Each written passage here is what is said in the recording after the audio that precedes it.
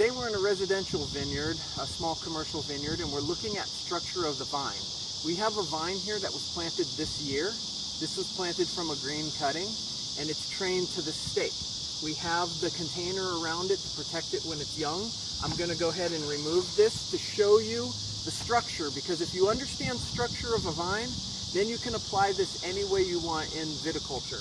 And so we have this young vine. If you want to come in here and take a look. This young vine is green growing. There's nodes at every leaf. Each leaf is held on a petiole stalk. This is the terminal. Each terminal has tendrils. These will reach out and grab. If they don't grab, I'm going to come in and tie it to the stake loosely, because what this is going to do is form a big trunk. Someday the trunk on this thing is going to be quite extensive. So we don't want it suctioned too tight. We want to give it some hold, and it's doing a perfect job here, so I'm not tying it. This is a little 3-foot metal stake.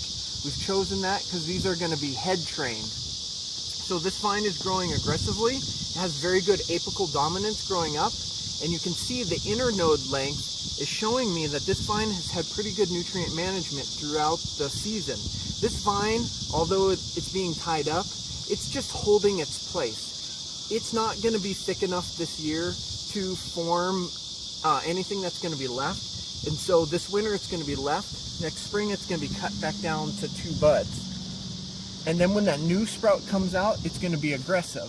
Okay, so this is a first year bud. It's just growing, and you can see a few laterals are breaking here at the nodes. This bud is growing out, and it's just some extra growth. If this was too aggressive, I would cut that out to force this to grow here, but sometimes the lateral growth helps strengthen the trunk. So I'm not being too aggressive with taking those out. Here's a tendril that didn't find anything to hold on to, and so it's just kind of sitting there loose.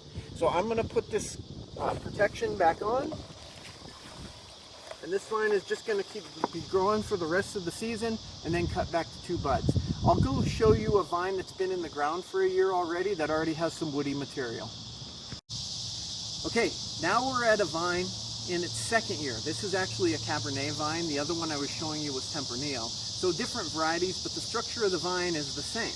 And so in this one, first year grew, was cut back to 2 buds. You can actually see, if you come down in here, you can see where the 2nd bud was cut, right there. And so actually one other one is growing in here. I'll probably take that out. But this is the main one that I chose to keep. This is getting woody. This will stay this year. It's trained to the trunk. And now you can see, if you pan back a little bit, the main stalk has reached the top.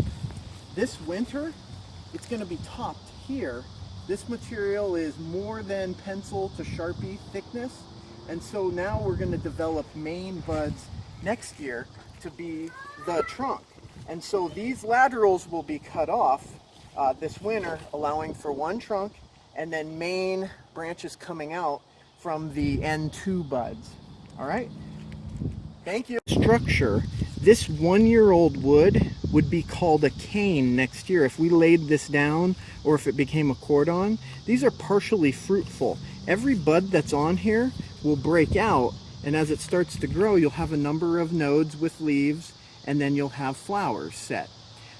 We are going to cut this off to force the fruit down where we want it, but these canes can be laid down. In table grapes, they lay these down every season, and then they get fruitful buds from the canes. In most wine grapes, you lay these down on cordons, or you form head trained to 2 bud spur positions that last a long time, where then the canes come from there, and they are fruitful from last year's wood. All right, structure of the vine.